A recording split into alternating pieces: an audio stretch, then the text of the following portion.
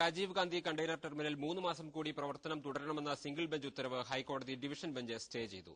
ആവശ്യമെങ്കിൽ ഇതിനായി സിഐഎസ്എഫിന്റെയോ പോലീസിന്റെയോ സഹായം തേടാമെന്നും കോടതി വ്യക്തമാക്കി. അതേസമയം ചരക്കിറക്കുന്നതുമായി ബന്ധപ്പെട്ട തർക്കത്തെ തുടർന്ന് പുറംകടലിൽ കാത്തുകിടന്നിരുന്ന കപ്പലുകൾ കോടതി വിധിയുടെ പശ്ചാത്തലത്തിൽ വല്ലാർപാടം ടെർമിനലിൽ ചരക്കിറക്കി തുടങ്ങി.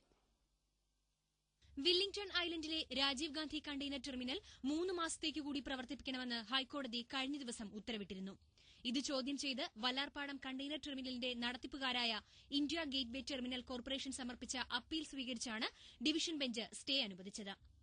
തുറമുഖത്തെത്തിയിട്ടുള്ള കണ്ടെയ്നറുകൾ വല്ലാർപാടത്തിറക്കണമെന്ന് ജസ്റ്റിസുമാരായ തോട്ടത്തിൽ ബി രാധാകൃഷ്ണനും എസ് സതീഷ് ചന്ദ്രനും അടങ്ങുന്ന ഡിവിഷൻ ബെഞ്ച് നിർദ്ദേശിച്ചു.